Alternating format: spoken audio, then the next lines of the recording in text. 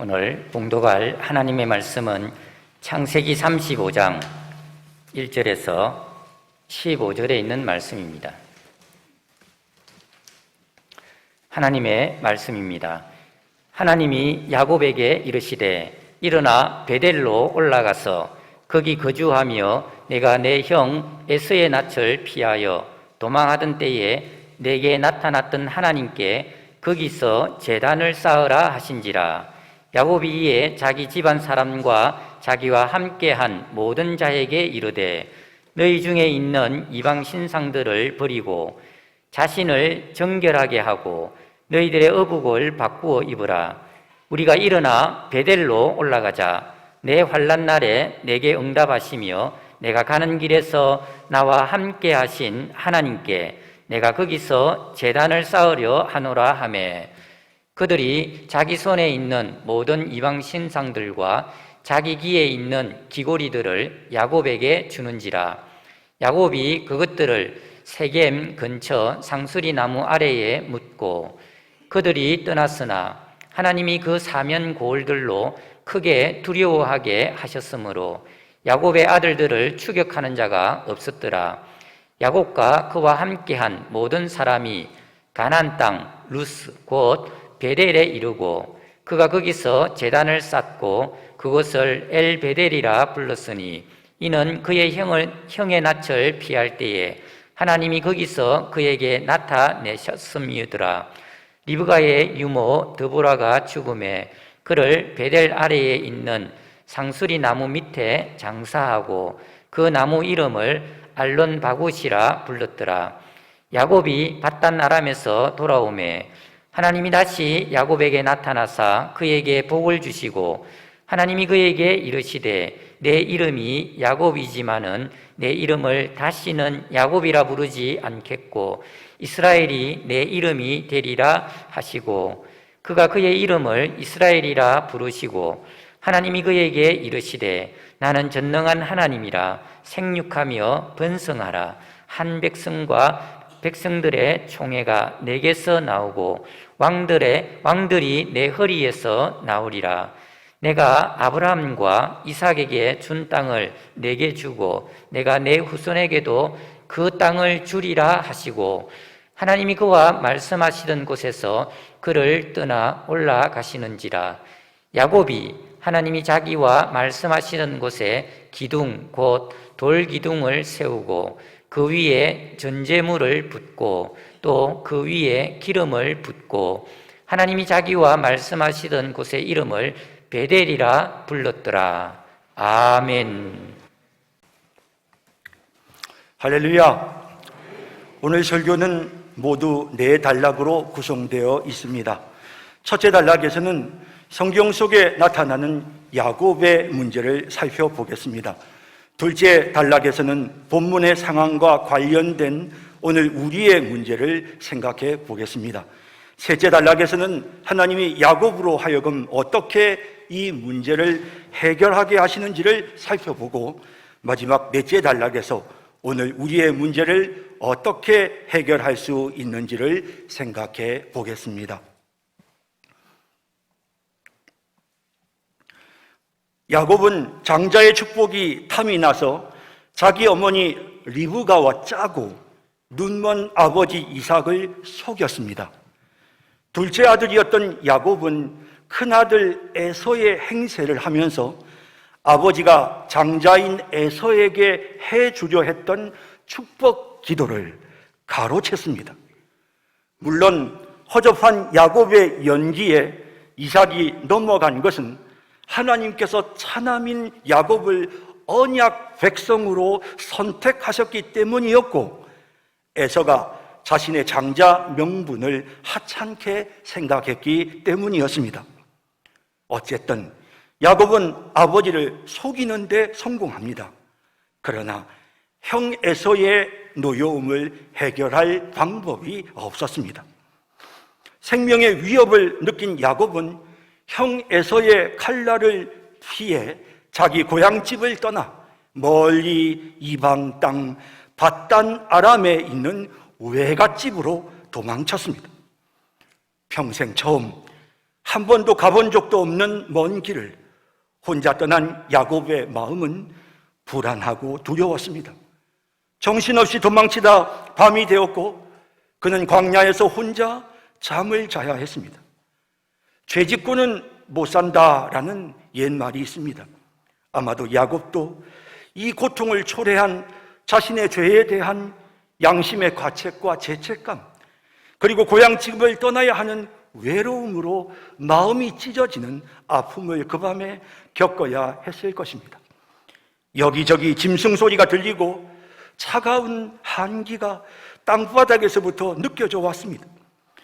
밤하늘의 별을 바라보다 어느새 야곱은 돌을 베개 삼아 잠이 들었습니다.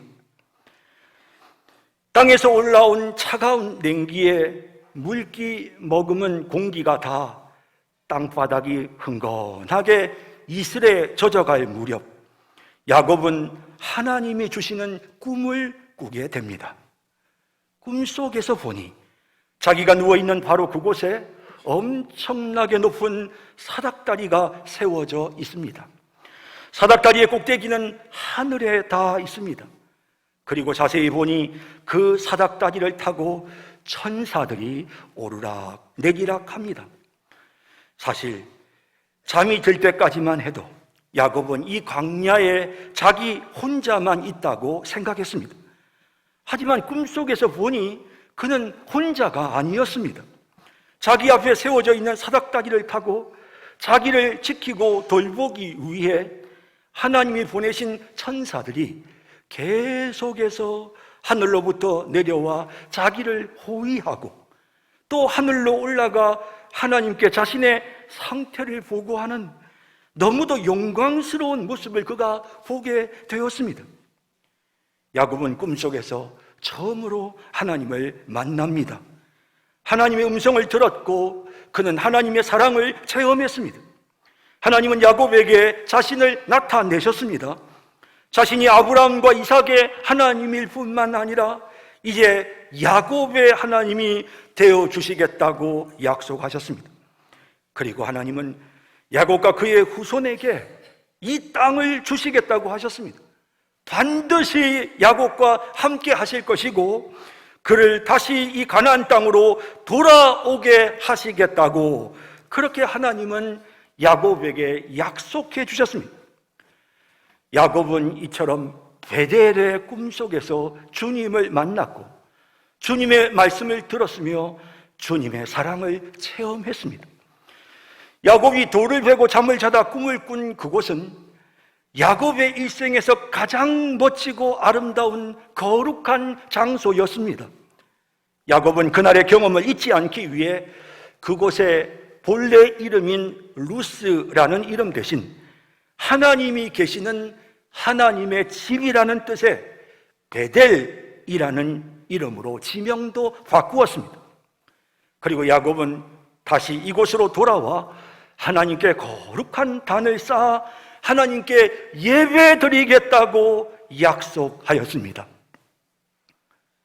그 일이 있은 지 30년이 지났습니다.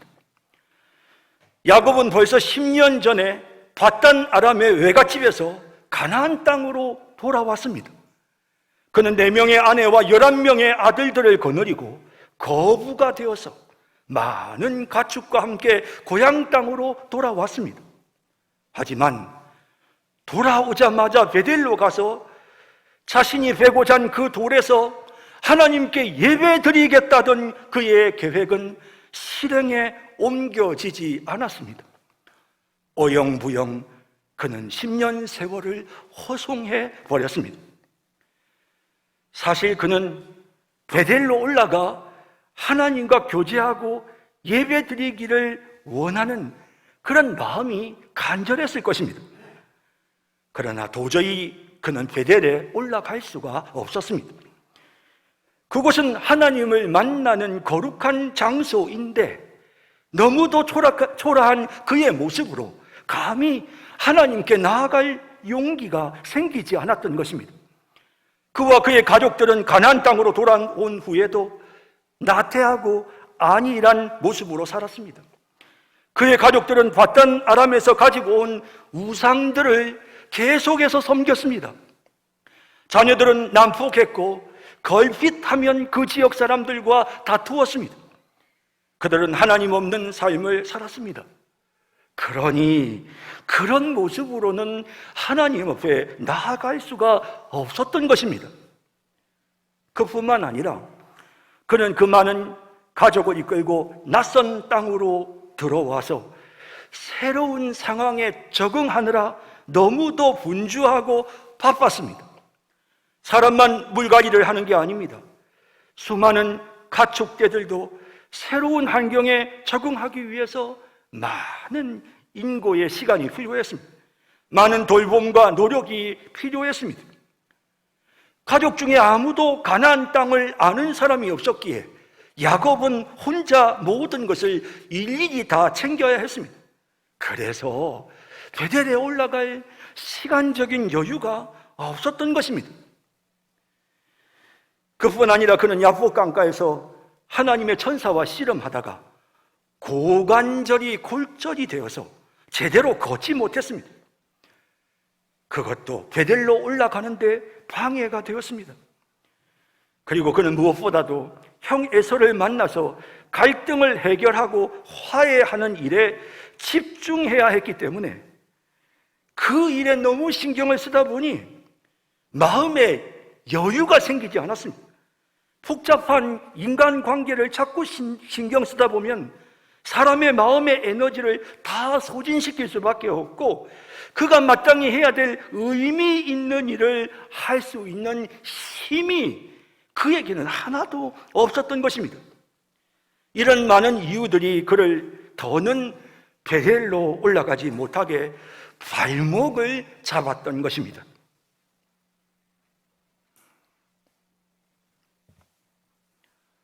베델에서 하나님을 만났던 야곱처럼 우리도 처음 하나님을 만나고 뜨겁게 하나님을 사랑했던 때가 있었습니다. 순수한 마음으로 하나님과 교제하고 하나님의 말씀을 들으면서 은혜 받았던 시절이 누구에게나 다 있습니다. 그때는 외롭고 힘든 상황이라도 하나님이 나를 사랑하신다는 것이 느껴져서 조금도 두렵거나 불안하지 않았습니다. 그 시절 우리는 평생 변함없이 주님만 섬기면서 살겠다는 뜨거운 마음의 결단도 있었습니다.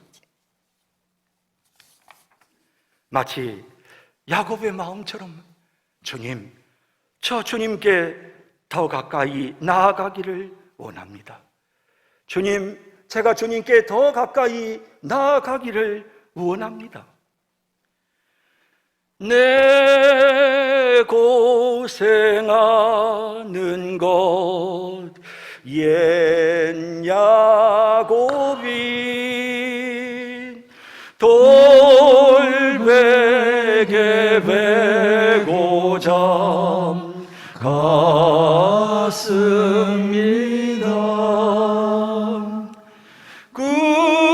꿈에도 소원이 늘 찬송하면서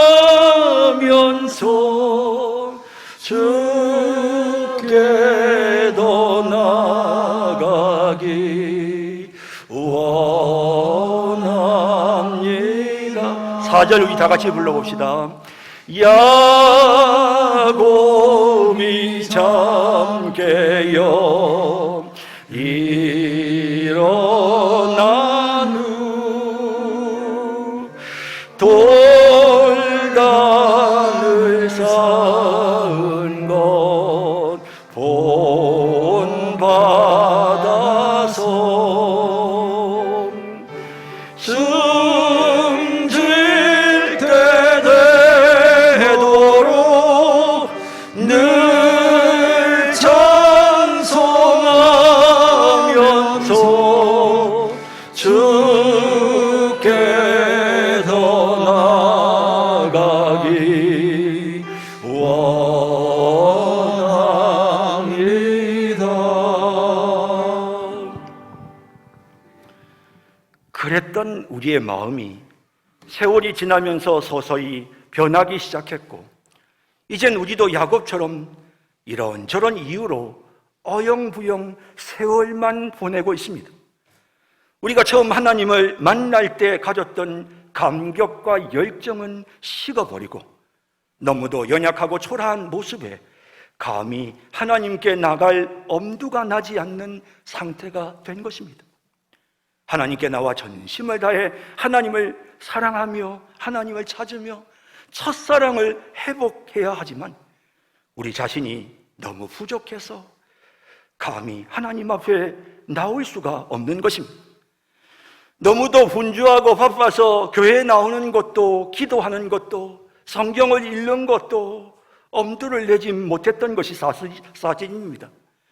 먹고 살기도 힘들고 해야 할 일도 너무 많고 머릿속이 복잡하고 몸은 피곤해서 하나님을 만나고 신앙생활을 열심히 하는 것을 시작할 여건이 되지 않는 것입니다. 그래서 언젠가 기회가 오겠지 라는 막연한 마음만 가진 채 지금 세월만 보내고 있는 것입니다. 야곱이 몸이 성하지 못하고 형과의 갈등으로 마음이 힘들었던 것처럼 우리 몸도 우리 마음도 상처받고 아프고 병들고 그러다 보니 도무지 하나님을 향한 첫사랑을 회복할 수 있는 힘이 생기지 않는 것입니다. 이런 상태인 우리가 어떻게 해야 다시 주님을 향한 처음 사랑을 회복할 수 있을까요?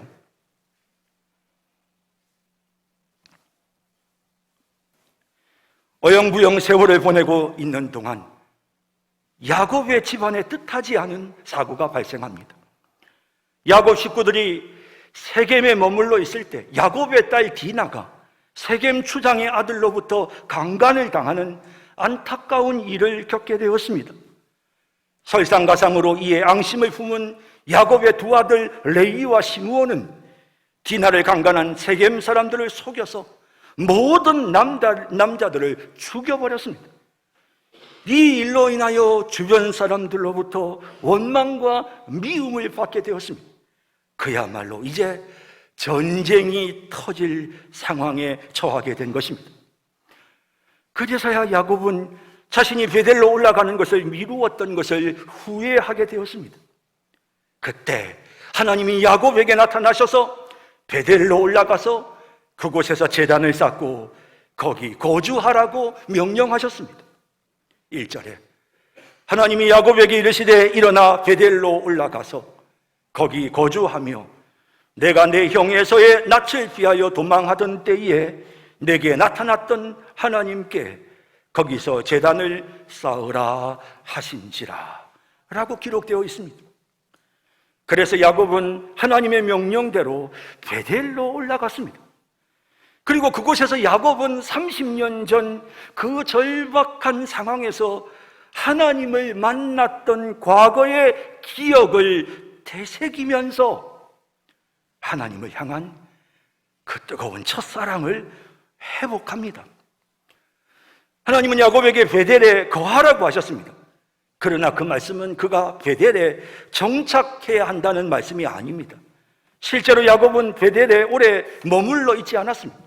그 말씀의 의미는 야곱이 30년 전 베델에서 가졌던 하나님을 향한 첫사랑을 기억하고 회복한 후에 그 순수했던 마음을 항상 품고 그 마음가짐으로 살라는, 베델에서의 그 마음가짐으로 살라는 하나님의 명령이었습니다.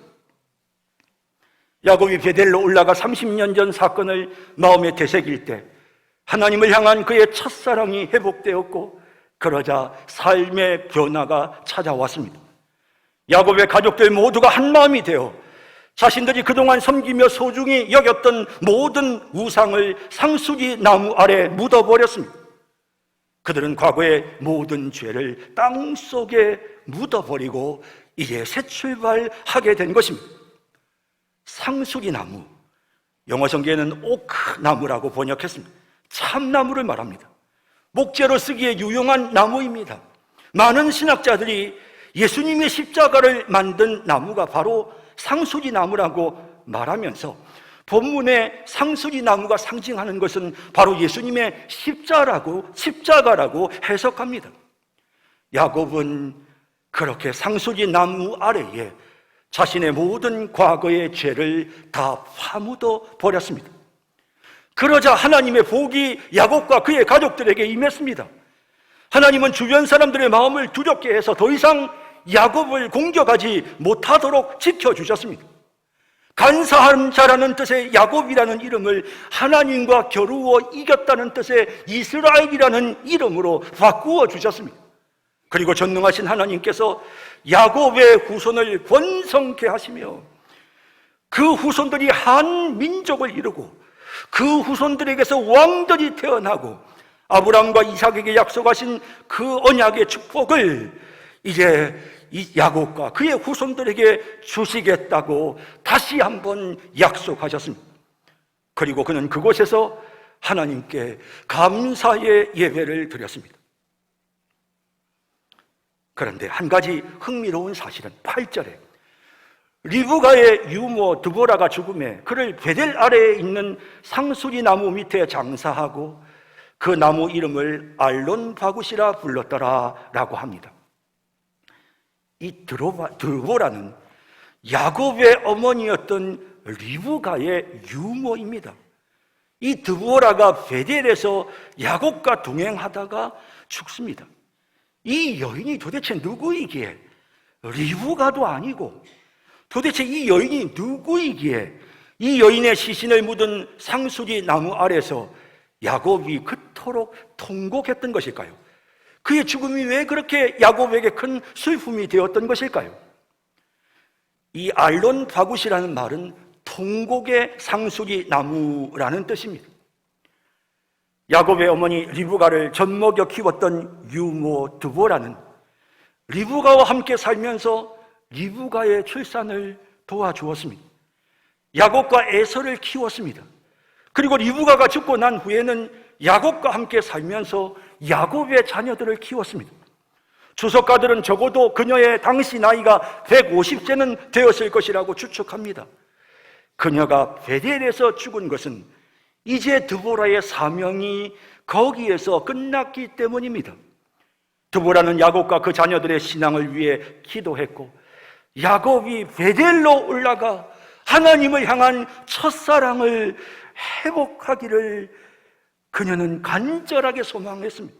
그것이 그녀의 사명이었고 그것을 위해 기도했고 그녀의 사명이 완수되었을 때 그는 그곳에서 눈을 감을 수가 있었던 것입니다. 노종 드보라가 여기에 언급된 것은 그녀가 야곱이 새 출발할 수 있도록 계속해서 기도하고 권면하고 그렇게 도와주었기 때문입니다.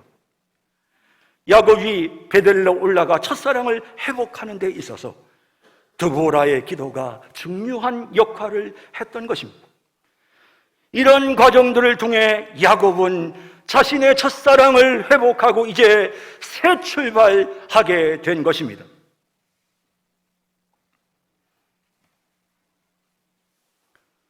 우리 교회는 연세가 70이 넘으신 성도들에게 기도 집사, 기도 권사, 기도 장로라는 호칭을 사용하고 있습니다.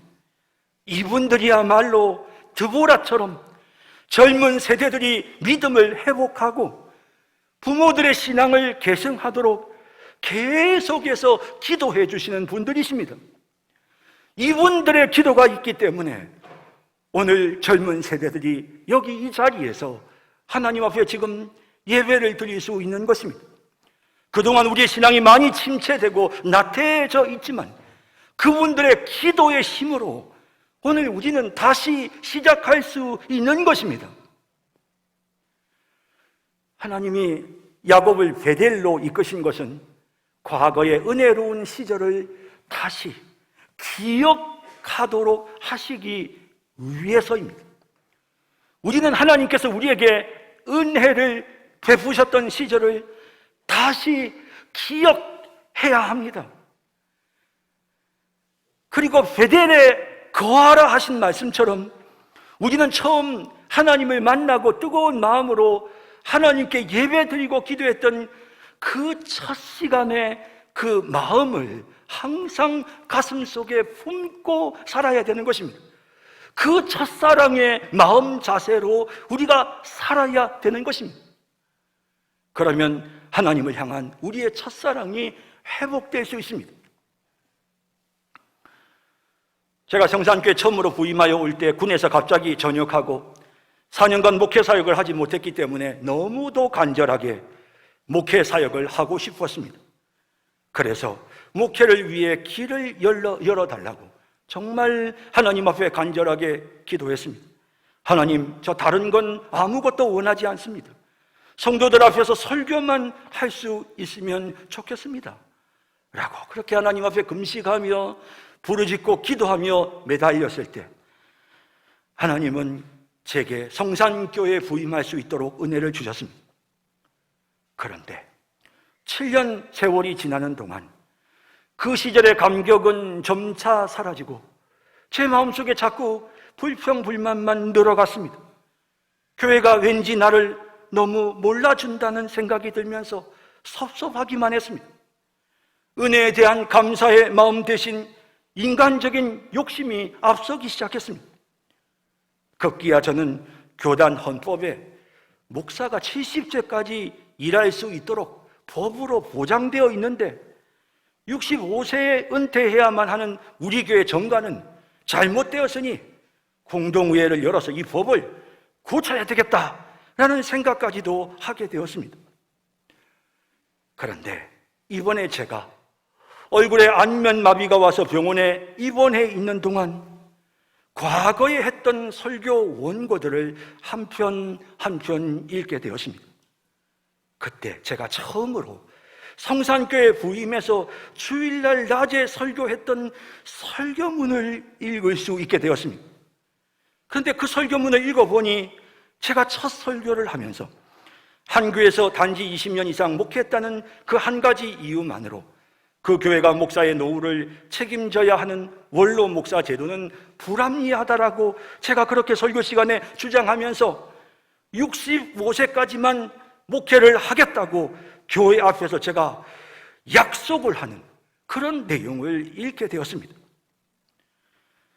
솔직히 그런 중요한 약속을 해놓고도 시간이 가면서 자꾸 그것이 기억이 흐려지고 그 기억을 잊어갔던 것입니다. 그 설교문을 읽는데 정신이 번쩍 들면서 제가 처음 가졌던 순수한 마음이 되살아나기 시작했습니다. 주일날 교회에서 설교만 할 수 있으면 아무것도 원하지 않습니다라고 간절하게 기도했던 그 간절한 마음이 다시 제 마음속에 되살아나기 시작했습니다. 얼마 전 설교 시간에 말씀드린 것처럼 저는 그날 그 은혜를 통해 미래에 대한 모든 염려를 다 내려놓고 제가 강단에서 선포한 말씀대로 실천하기로 결단할 수 있었습니다. 여러분, 저는 과거의 설교문을 읽으면서 하나님이 그때 제게 베풀어 주셨던 은혜를 기억하게 되었고 그 순간 순식간에 저의 나태한 모습이 사라졌습니다. 내 연약한 과거를 십자가 아래에 모두 묻어버릴 수 있었던 것입니다. 그리고 새 마음으로 새 옷을 입고 이곳에 처음 왔을 때의 첫사랑을 회복할 수가 있었습니다.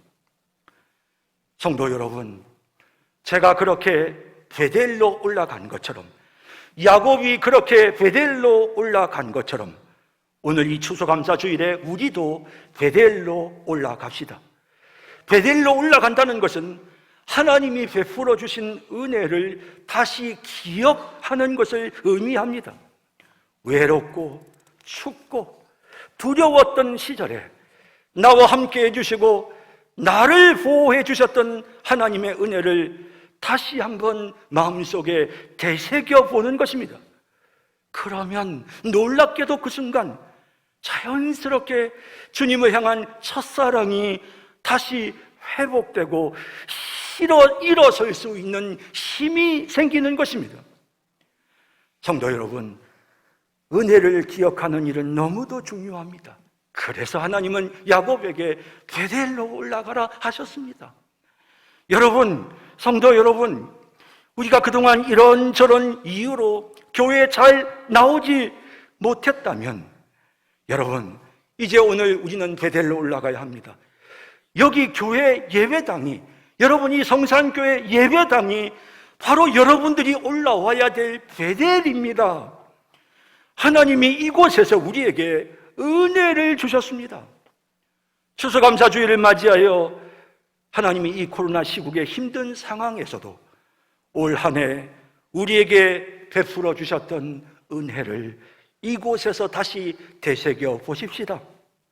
그뿐만 아니라 여러분, 지금 이 순간 이곳에서 내 인생의 힘들고 어려운 순간마다 나와 함께 하시면서 나를 지켜주시고 나를 도와주셨던 하나님의 그 크신 은혜를 우리 다시 기억하십시다.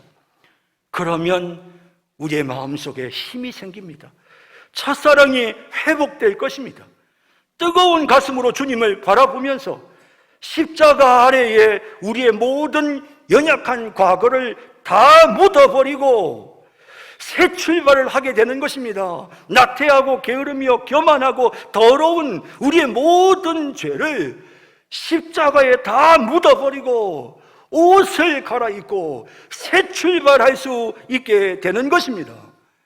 오늘 이 시간, 이 추수감사주일 이곳에 계신 여러분, 하나님께서 우리에게 베풀어 주셨던 그 놀라운 은혜들을 마음속에 하나하나 새겨보면서 이제 우리 다시 뜨거운 가슴으로 하나님 바라보게, 하나님을 향한 첫사랑을 우리 회복하십시다. 그리고 다 함께 새 출발하는 우리 모든 성도들이 다 되시기를 주님의 이름으로 축원합니다. 사랑과 자비의 주님, 은혜를 진심으로 감사드립니다. 저희들이 무엇이간데 이처럼 저희를 사랑하시는지요. 오늘 이 한 시간 저희는 하나님께서 우리에게 베풀어 주셨던 은혜를 생각하는 베델이라는 동산에 와 있습니다. 하나님께서 이 성산교회에서 저희들에게 한량없는 은혜를 주셨습니다. 우리가 이 예배당에서 은혜를 받았고 이 예배당에서 눈물을 흘렸으며 이 예배당에서 우리가 새로운 하나님의 사랑을 체험했습니다. 주님, 이제 그 시절을 마음속에 되새기면서 이제 주님, 저희가 첫사랑을 회복하기를 원합니다. 다시 시작하게 해주시옵소서. 연약해진 우리의 마음들을 하나님이 고쳐주시고 다시 시작하게 하여 주옵소서. 주님, 이제 새 출발할 수 있는 힘을 하나님 저희들에게 허락하여 주옵소서. 이제 저희가 거룩한 성찬 예식을 거행하고자 합니다. 하나님께서 우리에게 은혜를 베풀어 주시기 위해서 우리에게 이 거룩한 예식을 허락하셨습니다. 주님, 오늘 우리는 이 떡을 먹고 이 잔을 받아 마심으로 영적인 새 힘을 얻게 될 것입니다. 그동안 힘 빠져있던 우리 성도들이 오늘 이 떡을 먹고 이 잔을 받아 마실 때 새 힘이 생기게 하옵소서.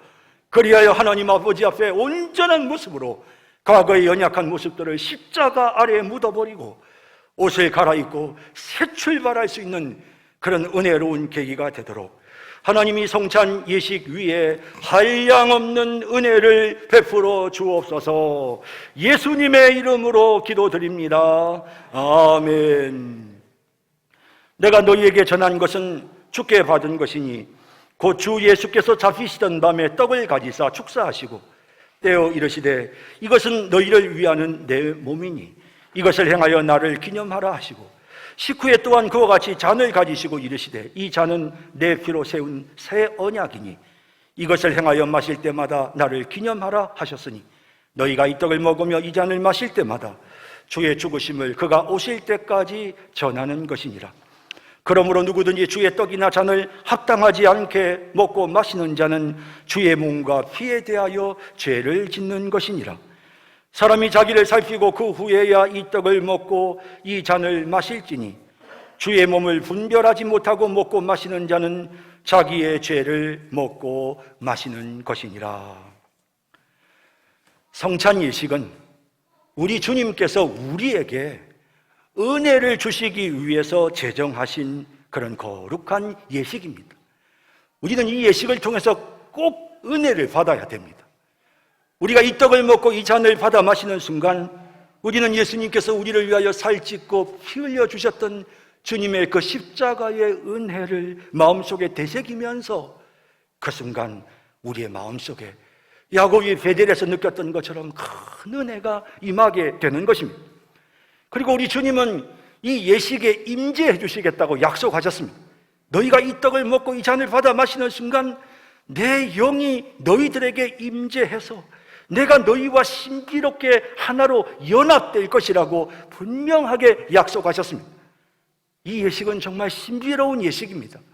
떡을 먹고 그저 잔을 마시는 그런 어떤 시간이 아니라 주님과 연합이 되어지는 우리 주님의 임재를 경험하는 그런 신비로운 예식이고, 그래서 우리는 이 예식을 통해 놀라운 은혜를 공급받게 되는 것입니다. 사실 우리는 아무리 생각해봐도 이 떡을 먹고 잔을 받아 마실 자격이 없습니다. 그래서 우리는 이 예식을 할 때마다 주님 앞에 저의 허물과 죄를 용서하소서 기도합니다. 또한 이 예식하는 동안 주님은 우리의 죄를 용서해 주셔서 이 예식에 참여하기에 부끄럽지 않도록 우리의 모든 죄를 깨끗하게 씻어주십니다. 그 은혜가 있습니다. 그래서 이 예식이 우리에게 너무도 큰 은혜가 되고 죄를 사함받는 은혜의 시간이 됩니다. 그리고 우리가 이 떡을 먹고 마시면서 우리는 확인합니다. 야, 우리가 한 식구구나. 같이 떡을 먹고 같은 잔을 마시는 우리는 한 식구구나 라고 생각할 때 우리의 마음속에 은혜가 임합니다. 사랑해야지, 내가 더 이해해야지, 더 많이 섬겨야지. 그러면서 교회가 은혜로운 교회가 되는 것입니다. 오늘 이제 주님의 명령을 따라서 성찬 예식을 거행할 때 이와 같은 은혜가 우리 모든 성도님들에게 임해서 힘을 얻어 새 출발하는 역사가 임하기를 간절히 소망합니다.